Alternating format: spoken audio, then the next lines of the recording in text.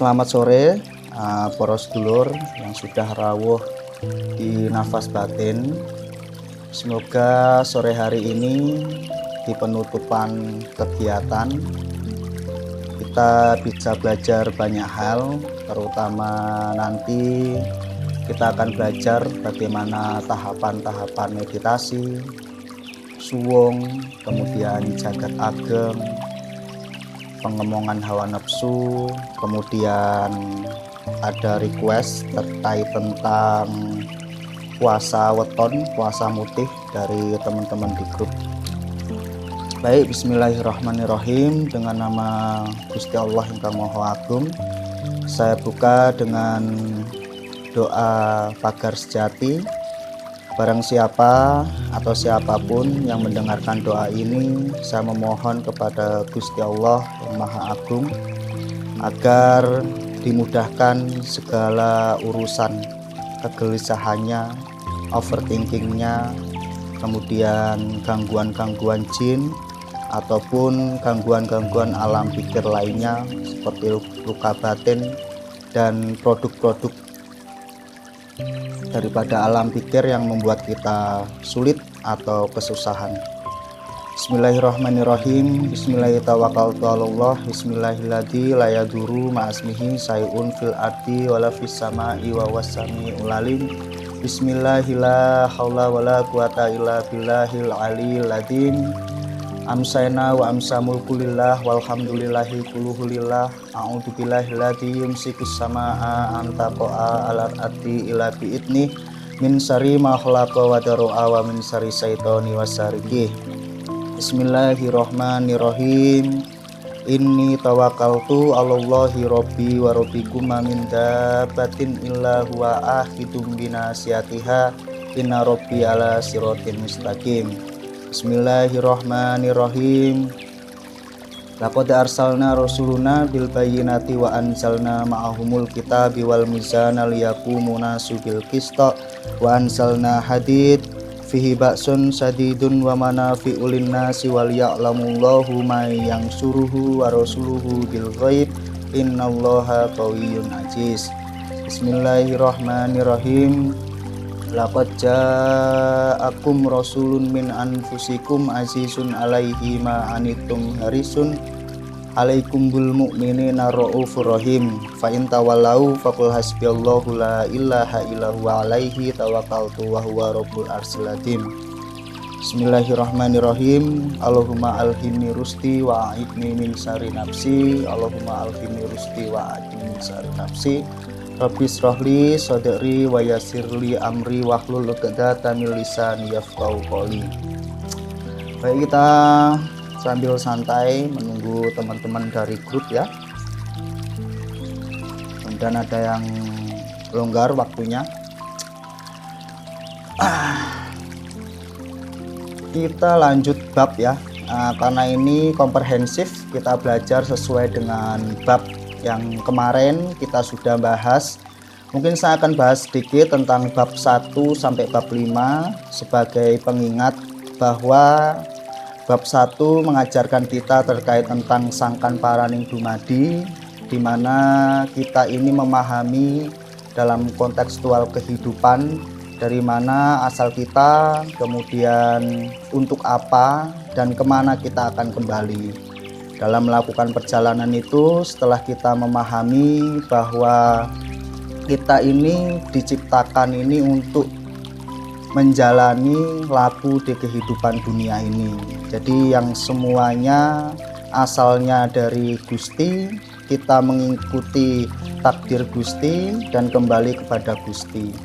Nah, ini bab pertama yang perlu kita perhatikan adalah di saat kita menjalani kehidupan ini, diibaratkan para mbah-mbah kita itu, kita hanya mampir ngombe. Namanya dalam mampir ngombe itu tidak lama, kita berada di tepi sungai. Di mana tepi sungai ini memang sangat menarik. Sungainya memiliki emas, memiliki batu, kemudian memiliki air yang jernih. Hampir semuanya pernak-pernik duniawi itu ada di sungai tersebut. Kemudian tetapi kita hanya diminta oleh Gusti kita itu untuk mampir ngombe, sekedar air minum itu sebagai sangu atau sebagai bekal kita. Untuk apa? Untuk kita melanjutkan perjalanan. Di bab 1 kita sudah dikuatkan bahwa kita tidak boleh mengklaim mutlak apa-apa saja yang kita miliki. Kita apalagi sampai membangun istana, rumah-rumah di pinggir sungai tadi, sehingga kita lali marang dalane Bali. Jadi kita nanti lupa. Nah, ini sudah diingatkan bahwa kehidupan itu cuma sebentar. Artinya kita boleh produktif di dalam tepi sungai tadi, kita boleh milih nanging ora oleh kinter. Artinya kita boleh melakukan produktivitas, misalnya Mbak Nurul, Mas Sugiono, Mas Jeffrey, Mbak Lia, silakan cari uang sebanyak-banyaknya.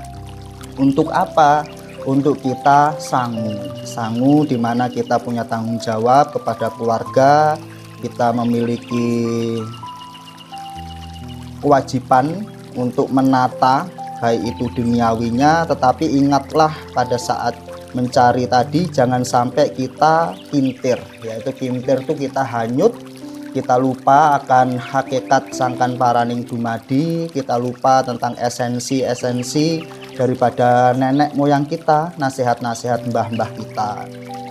Jadi kalau dua-dua itu bab 1 dan bab 2 tersebut sangkan paraning dumadi sekaligus iling lan waspodo tadi sudah masuk nancep pada kehidupan kita, maka kita pun akan enteng. Digambarkan lagi bahwa jadilah seperti orang yang bekerja di parkiran. Jadi apapun yang dititipi, apapun yang diletakkan pada kehidupan kita itu ya hanya titipan, bukan mutlak karena usaha kita. Kalau kita belajar rasa itu ya bukan kaya itu karena usaha kita, bukan karena kaya atau memiliki benda, rumah dan lain sebagainya karena kita pinter, itu tidak. Semua memang karena izin Gusti Allah. Jadi nanti kehidupan kita tuh mungkin lebih baik. Kita tidak tersandra oleh alam pikir yang menghanyutkan kita. Nanti keakuan mulai sudah luntur.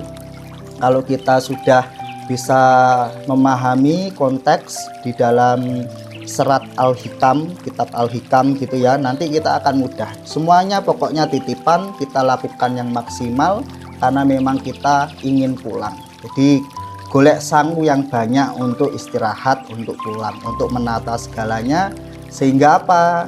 Suatu hari nanti ketika kita sudah memiliki yang cukup dalam penataan tersebut, kita tutupkan, kita selesaikan, ya mudah-mudahan kita memiliki passive income yang baik dan kita bisa nyawiji manunggal marang Gusti. Nah, itu yang sangat kita nantikan ya.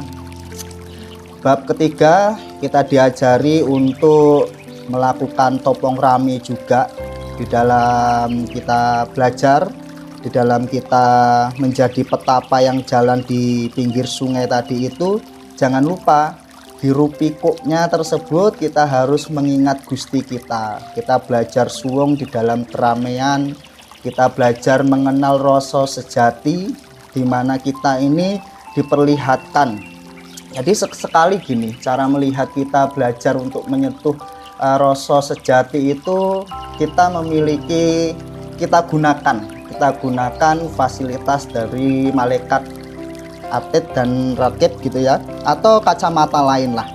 Jadi kita melihat dari jauh kehidupan kita, apa yang sedang kita lakukan ini hanyalah sebuah cerita yang kita sedang lakukan. Sesekali kita ini mengikuti dalang yang sejati. Jadi akhirnya kita tidak cuma hanya bercermin, tapi melihat satu sisi daripada kacamata yang lebih tinggi. Jauh kita ini melihat. Jadi kita sesekali melihat perjalanan kehidupan kita ini tidak hanya sebagai bayangan ya, tidak hanya sebagai bayangan bahwa kita sedang berjalan, tidak, tapi lihatlah pada kacamata teropong lain. Kita gunakan fasilitas yang lain, kita melihat diri kita ini sedang melakukan perjalanan. Itulah mungkin Mbak Ani, itulah Senja bercerita, itulah Mas Nur Hasan. Jadi kita melihatnya dari sisi lain, sehingga nanti rasa sejati itu akan lebih mudah ya tumbuh seperti itu kalau kita sudah memahami konteksnya. Karena apa? Yaitu tadi yang kita lihat itu bukan aku lagi ya, jadi aku yang sejati melihat kehidupan aku yang sementara ini ya, kurang lebih mudah-mudahan bisa dipahami, termasuk sesekali dalam refleksi hari itu seperti itu. Cara memudahkan kita untuk mencapai suwung ya, suwung yang bukan lahiriah ya, suwung batiniah yang memang betul-betul suwung itu ada triggernya untuk mencapai ke sana ya, termasuk tadi itu menghilangkan aku, melihat aku daripada aku yang sejati, daripada rasa sejati dari jauh kita melihatnya. Sampai sini kira-kira paham atau enggak? Mudah-mudahan mudah dipahami ya. Sebelum kita lanjut bab lanjutannya ini, kita bahas yang kemarin dulu supaya teman-teman tidak bingung gitu ya. Ilmu rasa ini tidak memandang agama. Ilmu rasa ini cara mengolah yaitu rogo dan sukmo kita. Cara kita itu sumeleh, cara kita itu mempunyai satu tips atau beberapa laku sehingga kita betul-betul bisa mengenal diri kita sendiri ya, termasuk nanti kita akan bahas pengenalan diri kita sendiri melalui nafsu tadi ya. Kenalan dulu sebelum kita jauh melihat diri kita lewat teropong, kita kenalan dulu, kenalan dengan nafsu 4 kita. Di nafsu itu ya produk tubuh kita yang ikut dengan kita tadi. Ada aulu amma, supiyah, amarah, kemudian mutmainnah. Kalau dalam bahasa Jawa ada kakang kawah, diari-ari, getih lan puser. Nah itulah teman-teman kita, saudara-saudara kita yang perlu diemong. Nah berkaitan tentang ego nggak perlu diemong. Kalau ego itu harus dileburkan, kita hancurkan kalau namanya ego. Tapi kalau nafsu itu murni daripada keluarga kita, sedulur kita ya, diri kita itu berupa 4 nafsu tadi kita emong. Itu bab yang sudah lewat kira-kira seperti itu pembahasannya. Nah saya lanjut bab yang baru. Bab yang baru ini adalah membedah telenging ati. Jadi ati itu punya teleng ya, pusat jantung. Di bawah gelombang emosi ada teleng yang lebih dalam. Jadi bukan tempat semua jawaban yang muncul, tetapi tempat jawaban diuji sebelum menjadi tindakan. Di teleng itu istilahnya apa ya, kalau kita bisa memahami dalam konteks ini, kita ini banyak hidup di permukaan laut yang penuh ombak ya. Ombak itu tadi sedulur tadi, ada emosi, amarah, kebingungan, kemudian kita ini mengambil keputusan gitu ya saat kehidupan tadi itu sedang berombak, hasilnya kan pasti berantakan. Tapi kalau kita menuju samudra yang lebih dalam lagi ya, sebelum kita ngambil keputusan tadi ataupun reaksi tadi daripada apa yang kita lakukan, kemungkinan kalau kita melihat lebih dalam, maka ombak yang seperti itu yang terus-menerus menghancurkan atau mengganggu daripada keputusan itu lebih jernih. Nah kira-kira telenge ati, jantung itu ya, kalau kita bahas mendalam itu adalah pusat kejernihan. Nah kalau sudah kita melakukan pusat kejernihan, sudah dapat menemukan telenge ati, maka ya kita akan mendapatkan itu tadi, rasa sejati itu lebih mudah didapatkan. Itu bab yang akan kita bahas kurang lebih terkait tentang kesadaran sejati yang terletak daripada dalamnya hati tadi, dalamnya kolbu tadi ya, puncak terdalamnya. Kalau kita bahas lagi kenapa memang di puncak tersebut, di kedalaman tersebut itu nantinya juga kita akan bisa memahami konteks daripada guru sejati. melihat daripada cerita Werkudara Bima yang kita sempat singgung waktu lalu adalah bagaimana Bima itu disuruh mencari Tirta Pawitra oleh gurunya. Nah, di mana Tirta Pawitra itu harus ya mengharuskan Bima tadi itu menyelam ke dalam samudra yang sangat gelap sekali dan jauh sekali. Karena kedalaman itulah dengan ditambah satu syarat lagi, tidak boleh menggunakan ilmu yang sudah ada. Jadi Bima pun melepaskan semua ilmu untuk mendapatkan yang dinamakan Tirta Pawitra tadi. Sampainya di dalam dasar samudra tadi, ternyata ketemu yang namanya Dewa Ruci. Ada yang menggambarkan Dewa Ruci itu kecil sekali, ada yang 1 jempol, ada yang manusia kerdil gitu ya. Sementara Bima ini gagah, kuat ya, kemudian seperti seorang kesatria agung. Nah, akhirnya Bima mengatakan hajatnya bahwa kesini untuk mencari yang namanya Tirta Pawitra, air suci kehidupan tadi. Sang Resi kemudian meminta Bima untuk masuk ke dalam mulutnya yang kecil gitu ya. Nah, artinya apa? Perjalanan kita untuk memahami yang namanya kemurnian, ketenangan, kemudian memahami konteks daripada rasa sejati dan guru sejati itu kita harus mendalami isi daripada telenge ati tadi. Kita harus sampai bisa yang digambarkan oleh Bima itu terus menyelami samudra yang sangat dalam daripada hati kita. Nanti kelanjutannya akan betul-betul kita itu nanti istilahnya daripada sir-sirnya Gusti Allah, kemudian sesuatu yang kita anggap unik nanti ada semuanya di situ. Dan Bima pun ini cerita ribuan tahun yang lalu ya, mungkin masuk dalam cerita mitologi prasejarah yang dimana cerita ini ketika orang yang sama melakukan hal ini itu pun mendapatkan satu output produk yang sama.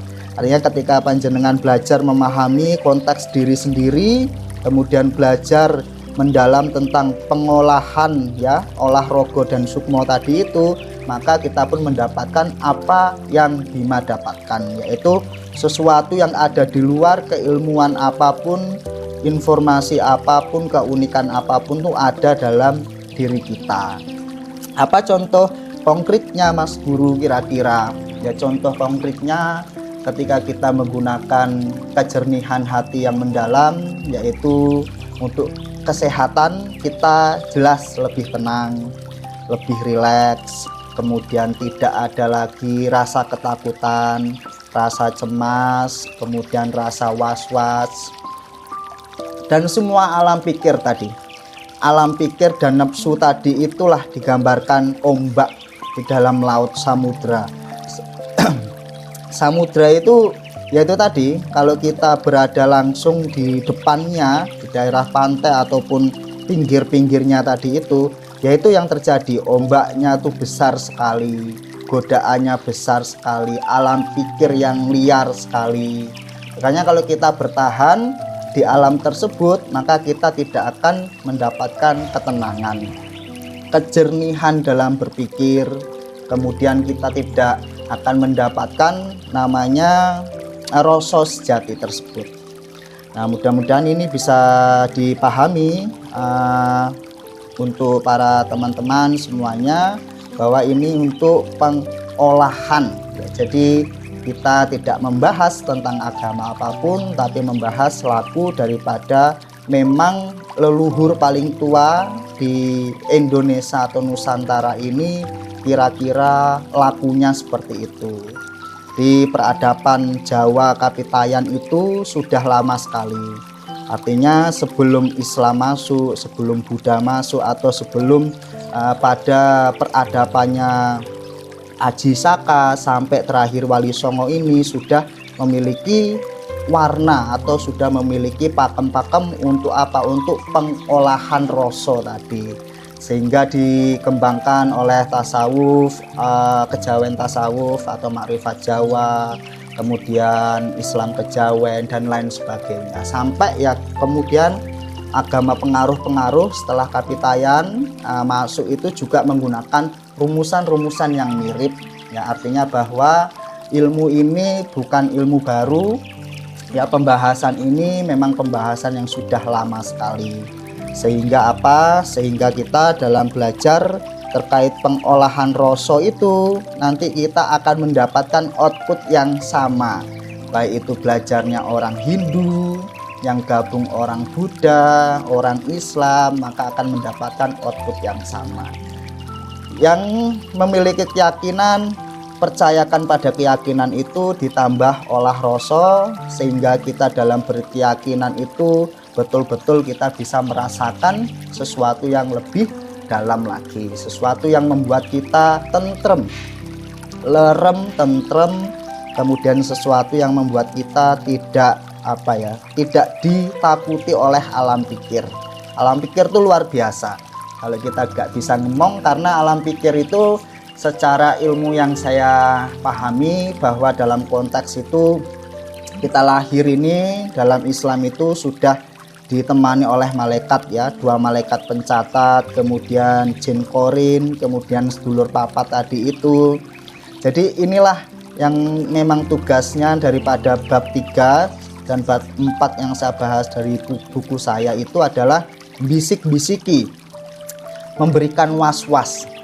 Terus semuanya itu diberikan was-was dan otomatis nafsu kita merespon, sedulur papat kita merespon. Kalau kita tidak emong ya, kalau kita tidak emong, kita betul-betul tidak tata, maka otomatis diterima mentah-mentah itu, sehingga nanti berpengaruh pada alam pikir kita, menerima lagi, sehingga yang ada itu betul-betul tidak pernah mendapatkan ketenangan. Nah ini yang bahaya gitu ya, karena ini bukan tentang uang ya. Ketenangan itu hadir di dalam kita itu betul-betul mampu menyelami samudra yang sangat jernih tadi itu, yang sangat dalam, yang sangat tenang dan sangat jernih. Nah, kira-kira kurang lebih seperti itu pembahasan bab awal terkait telenging ati ya. Nah ini Gusti iku cedak tanpa senggolan, adoh tanpa wangenan. Jadi Tuhan itu dekat tanpa bersentuhan, jauh tanpa batasan. Yang dimaksud di sini adalah ini mematahkan logika ya, ruang dan fisik. Tuhan itu dekat, bahkan lebih dekat daripada urat leher kita. Tetapi keadaan ini bukan kedekatan material ya, seperti 2 benda yang menempel. Jadi kedekatannya tuh ada di dalam telenging ati, yang kita bisa rasakan kehadirannya tanpa harus bisa menyentuh secara fisik. Nah, terus pembahasan selanjutnya tentang sanepo ini adalah adoh tanpa wangenan, jadi jauh tanpa batas jarak. Jadi saat hati kita ini tertutup oleh ego dan nafsu duniawi, Tuhan terasa sangat jauh sekali. Jauhnya Tuhan ini bukan karena dia pergi atau ke alam lain atau galaksi lain, tidak ya, melainkan jauh karena terhalang oleh hijabnya, tabir kebodohan dan kesombongan diri kita ini sendiri.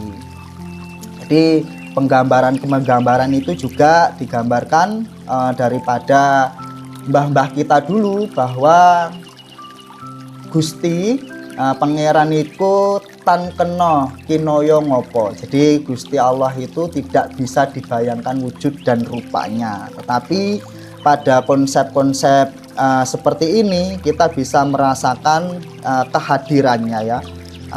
Yang kalau kita jelaskan lagi terhadap ilmu welas asih, mungkin kita bisa melihat namanya Sangyang Ismoyo, yaitu pamongnya para dewa kalau dalam perwayangan.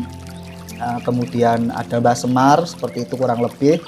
Nah maka kalau kita melihat lagi bahwa kita ini percikan daripada cahaya atau daya hidup yang besar.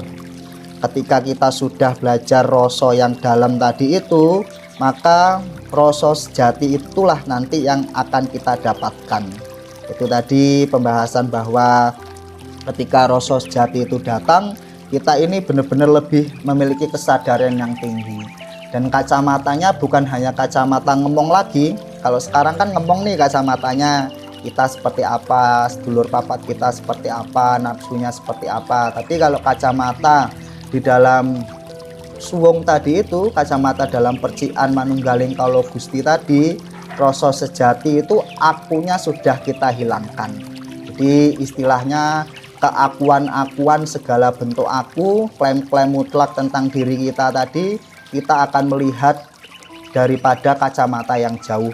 Nah, jadi kita sering melihat oh diri kita seperti itu, perjalanan diri kita seperti itu. Jadi balik lagi bahwa nanti kita akan lebih mudah dalam menjalani hari gitu ya.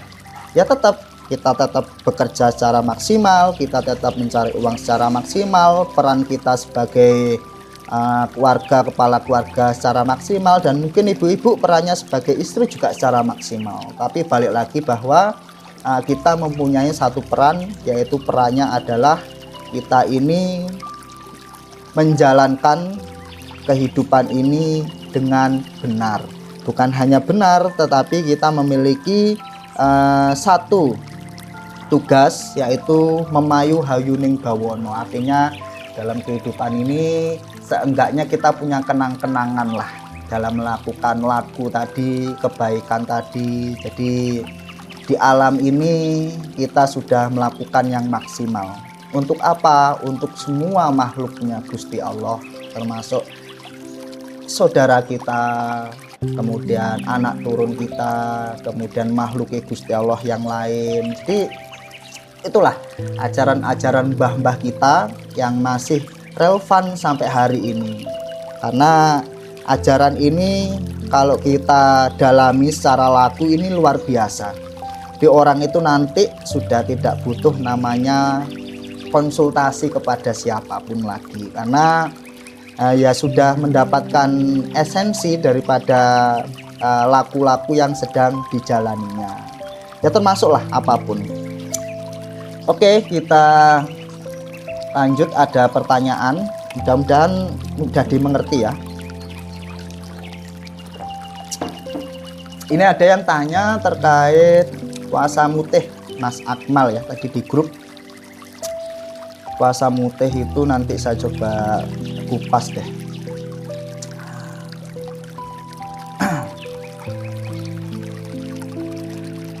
Oke, yang pertama, kalau kita melihat daripada serat-serat Centini, puasa mutih ya, daripada cerita-cerita mbah-mbah kita. Jadi puasa mutih ini kita melatih daripada menekan apa? Melatih untuk menekan hawa nafsu. Jadi semesta ini, universe semesta secara gambaran ini selalu menyediakan makanan atau kebutuhan, sehingga kita ini energinya tuh saling tarik menarik gitu ya, membuahkan satu energi, menjadikan makanannya nafsu dan lain sebagainya.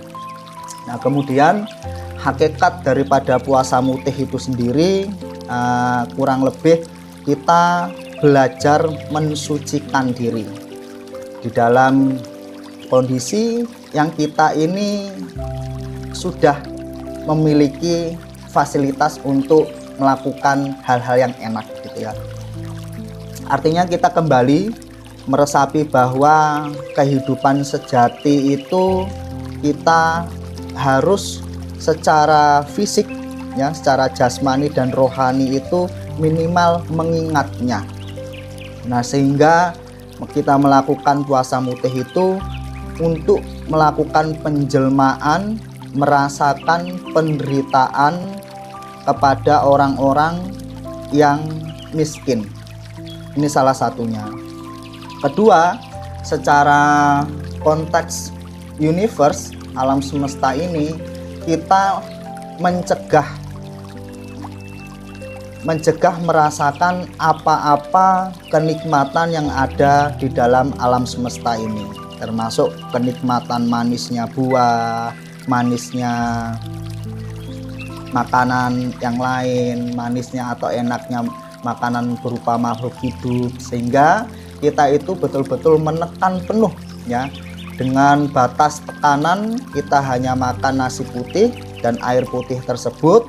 Nah, inilah yang menyebabkan tadi akhirnya kita itu bisa melepas dari sisi semesta dunia ini menuju semesta yang lain. Nah, menuju jagat ageng yang lain. Karena memang apa? Memang hanya dengan cara itu ya, dengan kemurnian niat tadi, kemudian kemurnian apa-apa yang masuk dalam tubuh kita tadi, sehingga rasa, sehingga kehampaan, namanya air putih dan nasi putih itu melambangkan kehampaan, sehingga tubuh kita itu secara fisik tadi itu merasakan kehampaan, nafsu kita, kemudian alam pikir kita tekan betul dengan niat yang murni. Maka otomatis tidak jarang orang itu bertujuan tirakat itu yang pertama mensucikan diri, mendapatkan ilmu, atau mendekatkan diri kepada Gusti, atau ruwat atau cari yang lain. Karena dalam kehampaan suwung tadi itulah yang sebetulnya hakikat ada dungo tanpa teding aling-aling. Nah, penjelasan selanjutnya kenapa puasa itu lebih efektif ya daripada kita itu misalnya tiba-tiba meditasi suwung atau meditasi jagat ageng. Sebenarnya dua-duanya ini memiliki konsep yang sama. Dua-duanya memiliki konsep yang sama. Jadi gini, kalau kita sudah biasa mengolah rogo dan sukmo tadi, maka kita bisa namanya melakukan meditasi suwung.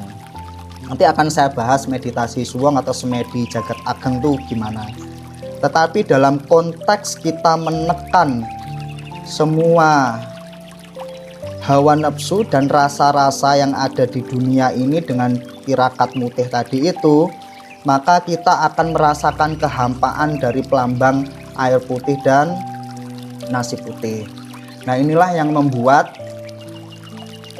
orang-orang melakukan hal ini kadang menjadi sakti dan kadang hajatnya terkabul. Tapi pada esensinya adalah orang tersebut karena merasakan kehampaan yang luar biasa.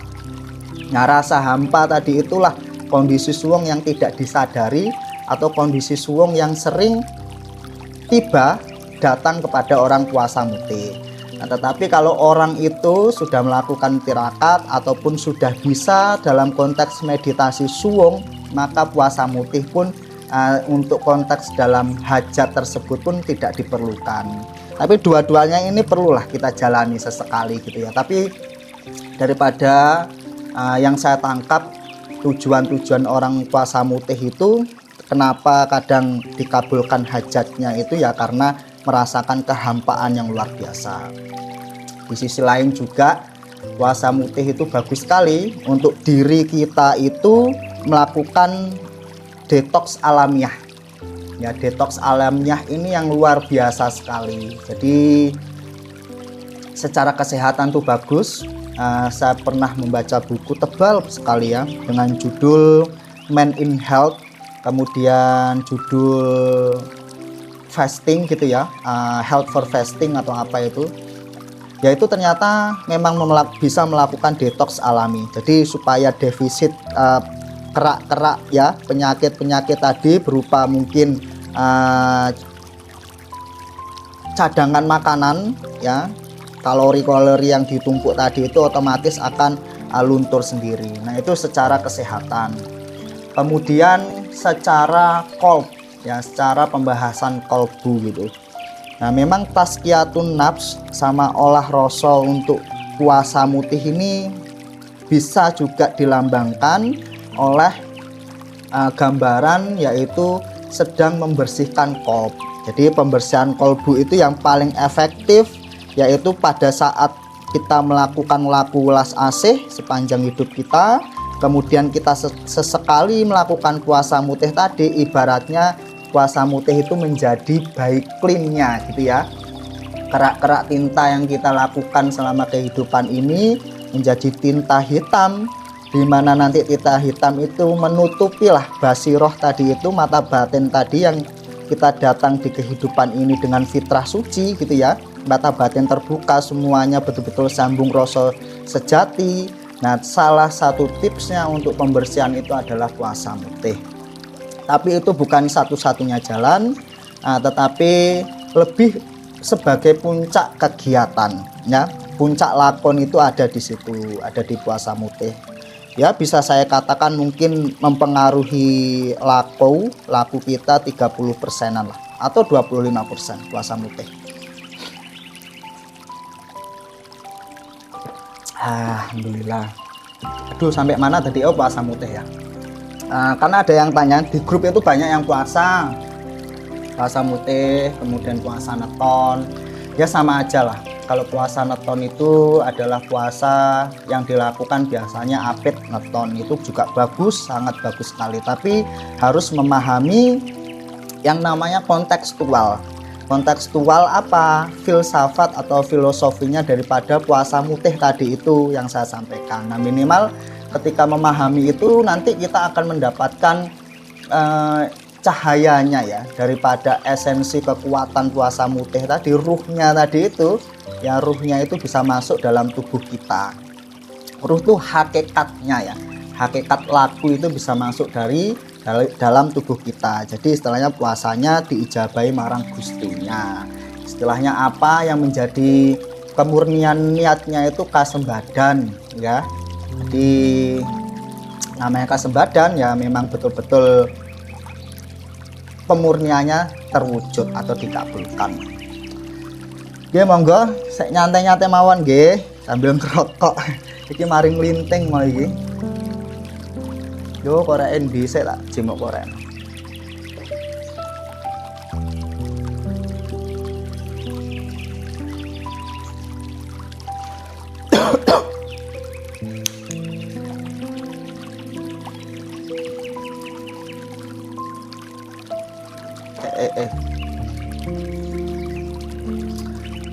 Oke, monggo kedap, masih panjang waktunya.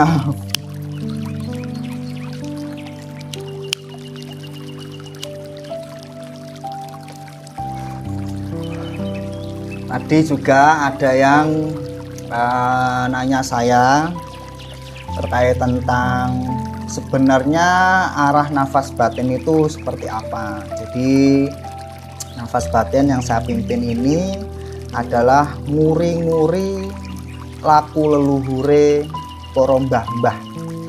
Jadi jauh sebelum Islam datang ke sini, Buddha di zaman Hindu datang, Aji Saka, sampai Islam datang, itu mbah-mbah kita itu sudah punya namanya laku hidup. Laku hidup tadi penjelmaan untuk pamongnya atau utusan daripada daya hidup tadi, itu kita ini digambarkan seperti Sang Hyang Ismoyo, atau mungkin bisa kita kenal dengan Mbah Semar. Mbah Semar itu adalah wujud pelepasan leburnya sebuah ego. Kenapa tidak digambarkan ganteng ataupun cantik ya. Kemudian tangan kanannya di depan, tangan kirinya di belakang. Itu adalah pelambangan bahwa yang kita utamakan adalah tangan kanan ketauhidan, keesaan itu, dan tangan kiri itu di belakang, menandakan kita tidak genggam yang namanya dunia. Kemudian lagi digambarkan mata menangis, kemudian mulut tersenyum. Nah, ini filsafat yang sangat luar biasa. Jadi ilmu welas asih wujud daripada Ar-Rahman, kemudian Ar-Rahim, kemudian wujud daripada ruhnya ilmu welas asih ada di situ. Kalau kita pahami konteks-konteks itu, konteks mendalam terkait tentang mbah-mbah kita itu, kita lihat daripada unsur lakunya ya, itu sangat mendalam sekali. Termasuk sangkan paraning dumadi, termasuk istilahnya tan koyo kinoyo ngopo, Gusti Allah tuh nggak bisa digambarkan dengan apa-apa gitu ya, tapi bisa dirasakan kehadirannya. Ada, kita bisa merasakan jagat agengnya, kita bisa merasakan cahayanya, kemudian kejadian-kejadian unik yang mungkin hadir karena intuisi ketajaman kita. Nah itulah makanya ilmu welas asih tadi itu menjadi puncak segala keilmuan. Sampai bisa melihat ya, ketika zaman Aji Saka termasuk aksara Jawa itu muncul di peradaban Nusantara, kemudian yaitu tadi pamong tadi itu Mbah Ismoyo atau Sang Hyang Ismoyo tadi itu selalu menjelma sesuai dengan cerita atau masanya, sehingga setiap masa itu dia selalu menjadi pamong. Makanya dalam istilah nafas batin itu yaitu tadi ngemong. Kita ini belajar ngemong nepsu tadi itu ya, supiyah halu amah. Kalau kita sudah bisa ngemong dan kita minta ya kepada Gusti Allah untuk memberikan ilmu welas asih terhadap kita, maka pengemongan, perawatan, kemudian apa ya bahasa Indonesianya ngemong mendidiknya itu lebih mudah ya. Jadi inilah gagasan-gagasan yang saya selalu bawa, bahwa ilmu welas asih, ilmu kejawen itu benar-benar bisa membuat kita yang agamanya Islam tambah Islam, yang agamanya Buddha tambah Buddhanya, ya seperti itu ya. Momong ya, ngemong momong ya. Ya mudah-mudahan keagungan-keagungan leluhur itu sekarang bisa hadir kembali, bukan untuk diperdebatkan, tetapi untuk menjadi satu sandaran solusi dari mbah-mbah kita yang mungkin beberapa ratus tahun yang lalu mulai hilang. Sekarang tumbuh orang-orang yang mungkin lebih hebat daripada saya pengetahuannya, kemudian orang-orang yang menyebarkan istilahnya ilmu kasih sayang, budi pekerti, luhur yang baik, terkait meditasi yang benar, semedi dan lain sebagainya. Nah ini yang membuat kita ini nanti dalam ngemong keluarga juga lebih mudah gitu ya kira-kira. Jadi keluarga itu ya adanya adem ayem. Kenapa? Nanti rebutan ngalah orang ini, istrinya kayak gini gitu ya, kita sedang belajar ngemong nih, misalnya ngemong batin kita. Nah nanti istrinya kita atau anak kita melakukan hal yang mungkin menyakiti hati kita atau tidak sesuai dengan kekarep kita, maka kita mau menghilangkan. Oh iya, saya ini belajar suwung, coba saya hilangkan akunya, keakuannya kita hilangkan gitu ya. Nah akhirnya ya tentrem gitu ya, luar biasa tentrem. Dan nanti dengan konsep-konsep yang seperti ini akan memudahkan siapapun yang memegang teguh ilmu welas asih, iling lan waspodo, sangkan paraning dumadi, kemudian belajar dalam meditasi, semedi tersebut, itulah puncaknya dalam kehidupan kita.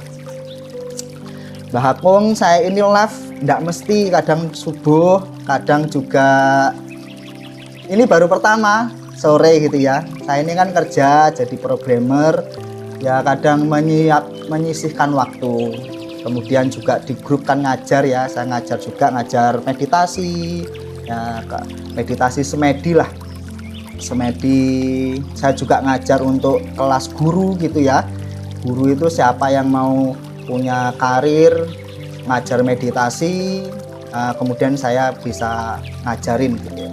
Mau meditasi kesehatan, meditasi penyatuan, dan meditasi suwung. Nah, meditasi begini, kalau meditasi itu kan sebetulnya kalau meditasi kesehatan saja, kayak meditasi rileks gitu ya, meditasi kita ibaratnya tidak menyembuhkan luka batin yang mendalam, itu nggak perlu guru gitu ya.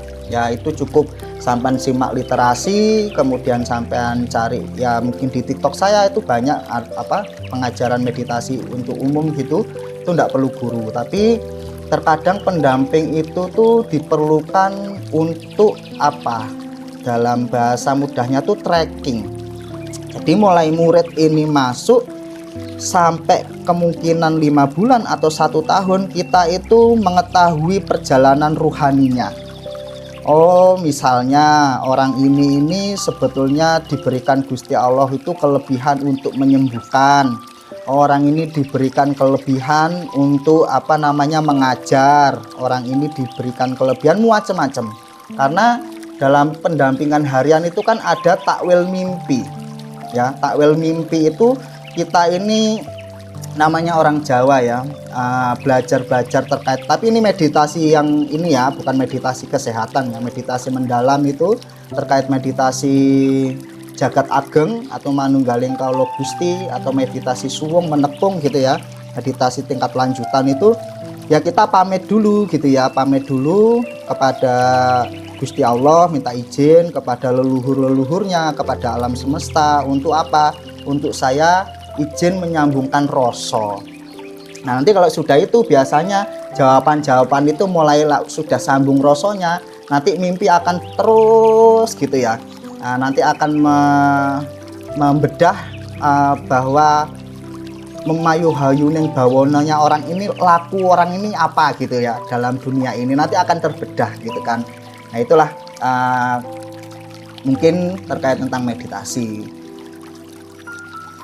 Duh, bahas bab lagi aja ini. Sampai mana tadi?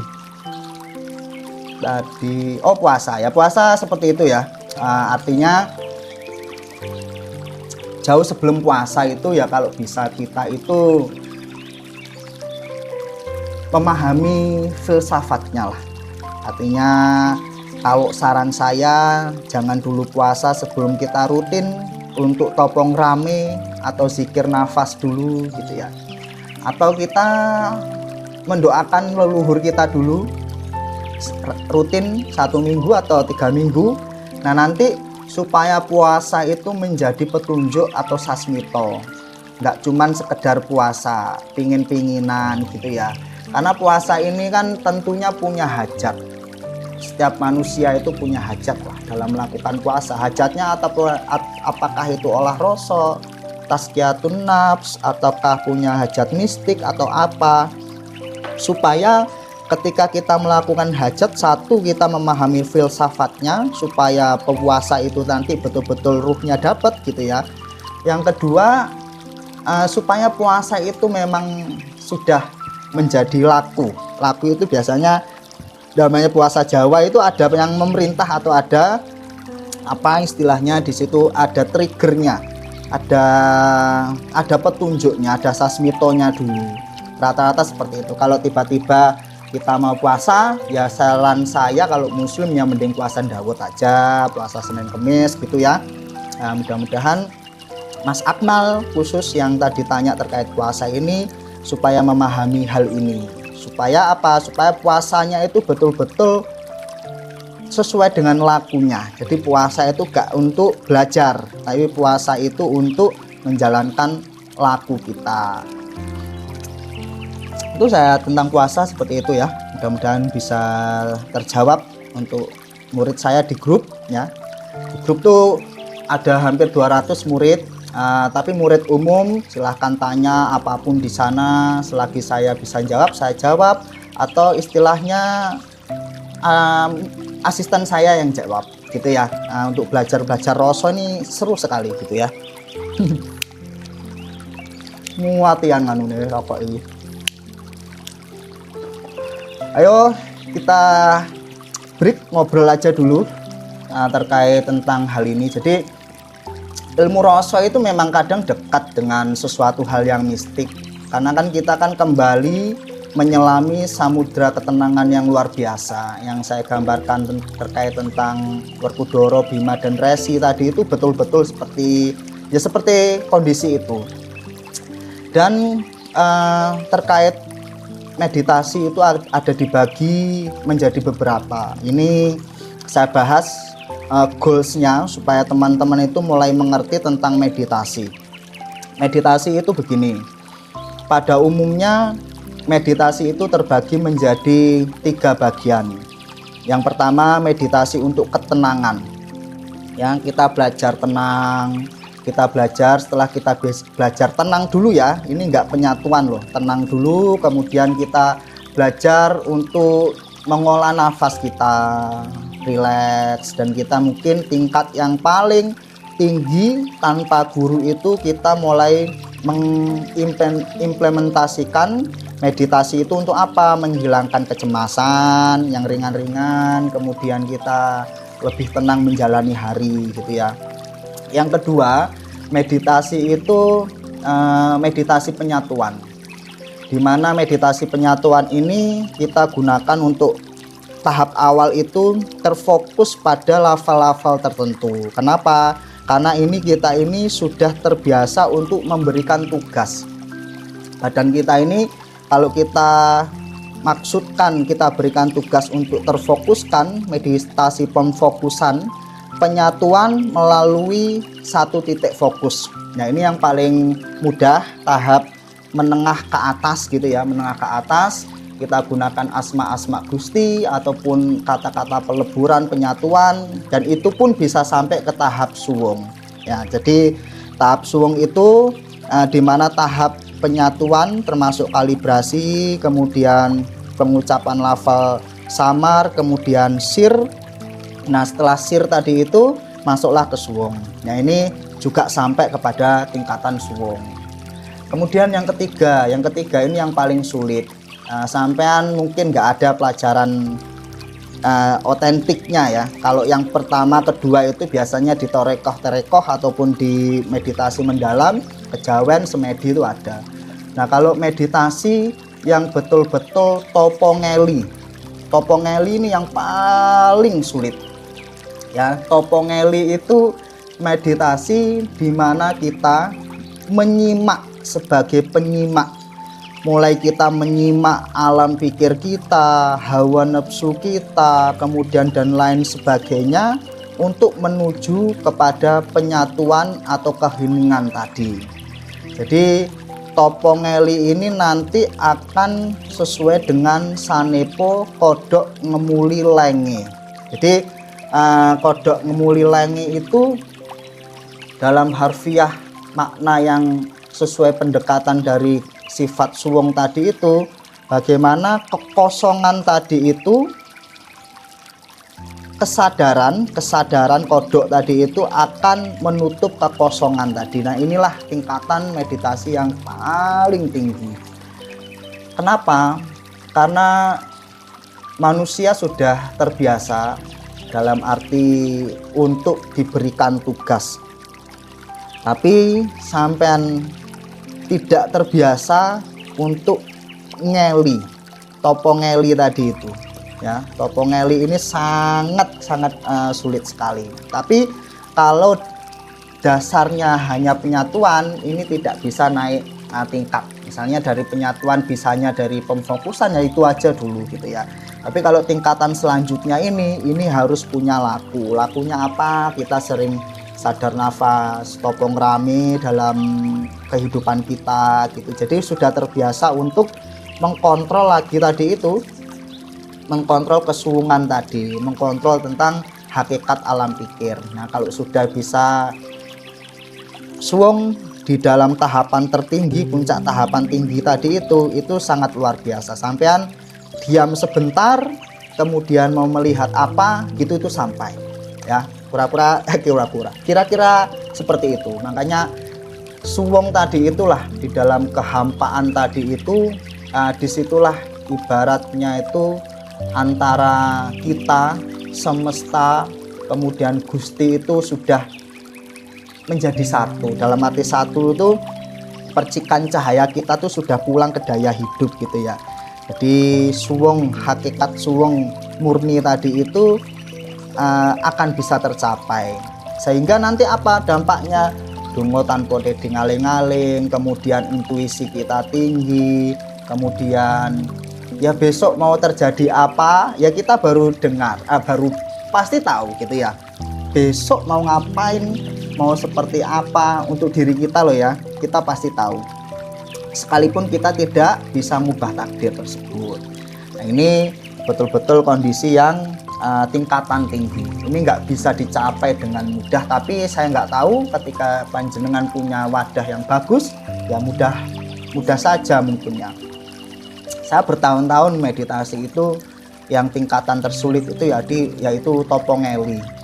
Namanya ngeli kan pinter gitu ya, menyimak segala kondisi alam pikir yang luar biasa ini kan, alam pikirnya yang betul-betul luarnya ombak tadi kita ikuti, kita simak, kita ajak sampai menemukan ke titik suwungnya sendiri. Nah ini luar biasa ya. Dalam bahasa Buddha, kosong adalah isi, isi adalah kosong. Kalau tempat kita itu lebih dalam lagi, topo ngeli itu lebih dalam menurut saya. Kalau kosong adalah isi itu masih mungkin fana gitu ya, kita peleburan manunggaling kalau Gusti. Kalau topo ngeli yang bisa betul-betul bisa sampai tadi, ibaratnya fana atau fana di dalam kefanaan, suwung di dalam kesuwungan gitu ya, zikir di dalam zikir, ya sudah tidak zikir lagi gitu ya. Itu dalam sekali sih maknanya, dan itu sangat luar biasa. Kalau bisa mencapai pada titik itu ya insya Allah mudah lah segalanya.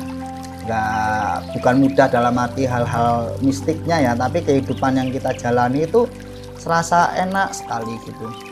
Dan ini bukan ilmu klinik ya, ini bukan ilmu klinik, ini bukan ilmu yang sulit, tetapi ini ilmu atau pelajaran untuk mengenal diri. Makanya pengenalan diri itu penting gitu ya. Penting untuk apa? Untuk kita selanjutnya mengenal Gusti kita.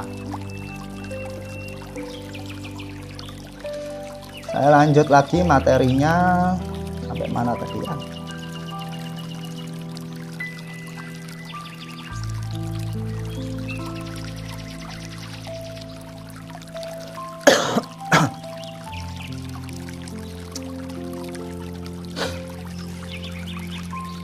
Puasa mute sudah. Oke, kita lanjut. Jawab komen dulu aja kali ya, biar nggak kebanyakan materi takutnya nanti.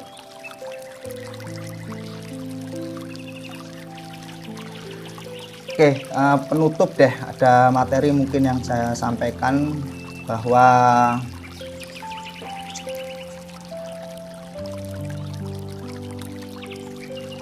suwung tadi adalah kondisi puncak kehampaan, dimana kalau konsep yang kita bisa jalani dalam laku sehari-hari itu yaitu mati sakjroning urip ya. Kemudian artinya kita selalu melihat diri kita ini sebagai petapa atau pejalan, sebagai orang atau hamba gitu ya. Ibaratnya wayang itu dalang sama lakunya gitu ya. Nah, tapi kita melihatnya dari sisi lain, dan kita merasakan mati sakjroning urip tadi itu adalah kita betul-betul melepaskan keakuannya. Kita belajar bahwa proses sejati itu tidak ada yang namanya aku lagi. Proses sejati itu yang benar-benar kita belajar untuk mengikuti kehendak besarnya ya, membuang egoisme sendiri, yaitu kehendak-kehendak kecil kita di dalam dunia ini. Tapi ini tidak bisa diimplementasikan atau diinterpretkan, diterjemahkan mentah-mentah, itu juga tidak. Karena ini bukanlah satu prinsip dalam menjalani kehidupan, tapi kehidupan batin ya.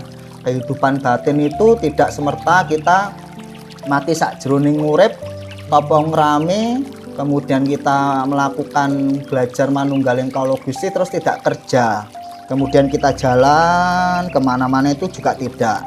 Karena lebih penting daripada itu adalah ini laku batin ya. Ini adalah samudra yang sangat luas dari telenging ati tadi, dari kalbu tadi itu. Jadi laku ini bukanlah laku fisik ya. Mati sakjroning urip itu tidak bisa digambarkan oleh laku fisik kehidupan kita, itu tidak. itu yang namanya masih makrifat atau masih manunggaling kalau Gusti secara fisik gitu kan istilahnya. Tapi untuk tingkatan tertinggi, dalam arti tingkatan yang benar itu ini adalah laku batin. Jadi batin itu betul-betul dingin gitu ya, batin itu benar-benar sangat bijak.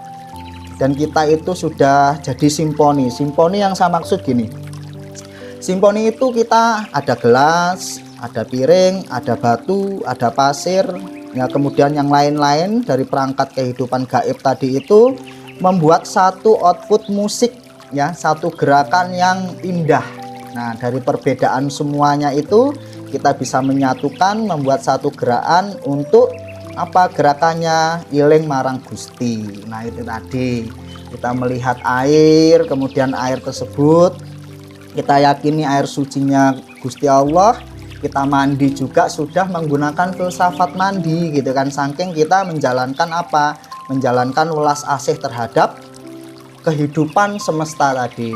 Bismillahirrahmanirrahim. Kalau orang Islam kan niat ingsun adus banyu kodratullah,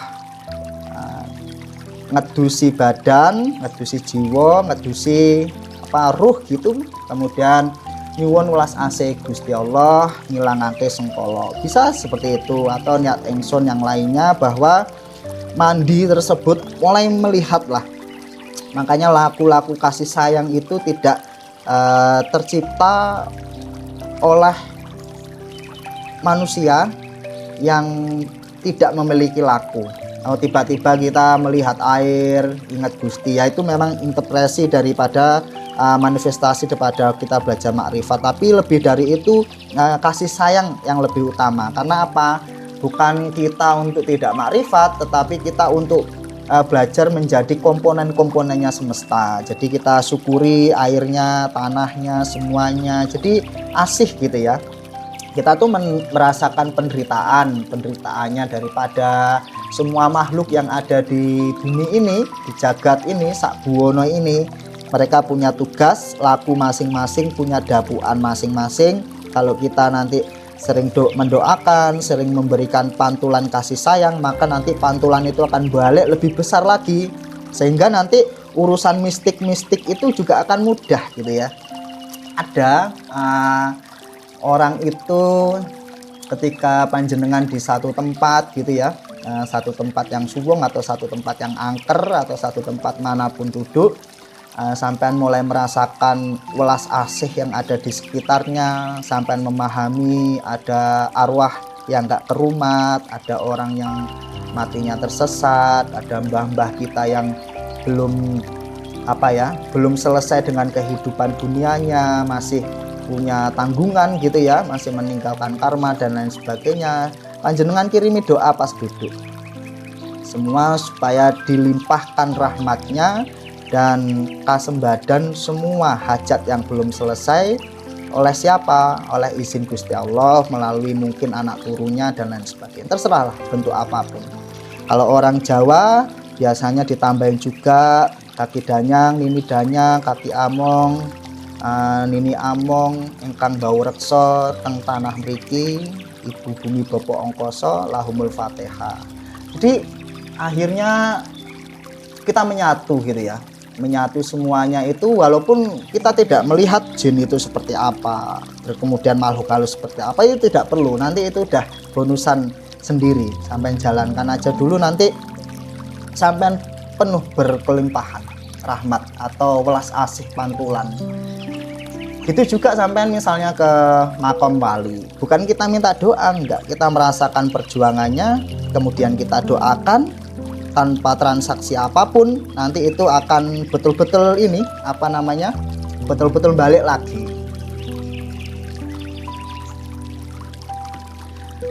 Ya itulah cerita-cerita ya. Kalau cerita mistik dan lain sebagainya banyak sebetulnya, tapi setidaknya ketika kita sudah murni niatnya menebarkan welas asih kepada semuanya, orang dagang, kepada bapak kita, ke suami kita, istri kita, yaitu kita itu bukan kasihan karena merasa kita lebih baik, itu tidak ya, atau kita merasakan bahwa diri kita itu lebih beruntung, tidak. Welas asih itu adalah kita merasakan perjuangan ya, perjuangan setiap laku, setiap cerita kehidupannya para makhluk yang perjuangannya itu nanti kemudian kita manifestasikan atau kita ekspresikan dengan kasihan dan kinasih, kemudian kita membantu, itu satu hal yang berbeda. Ya monggo gitu kan.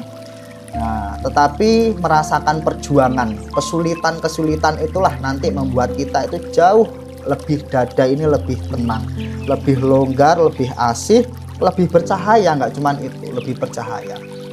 Amin, coba ya.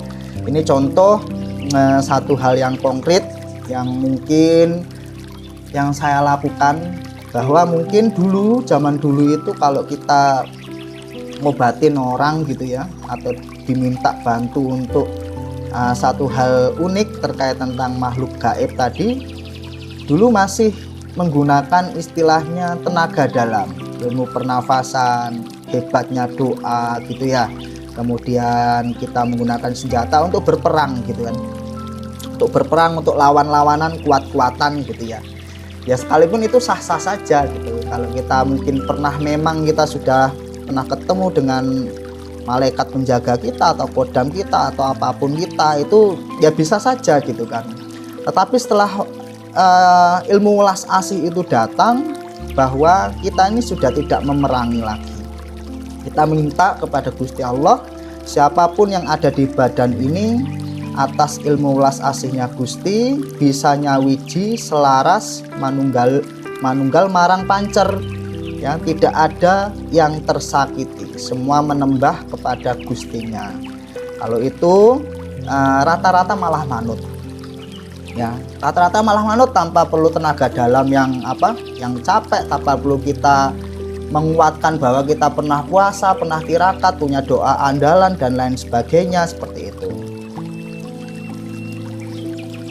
Kalau jin iblis ya tentunya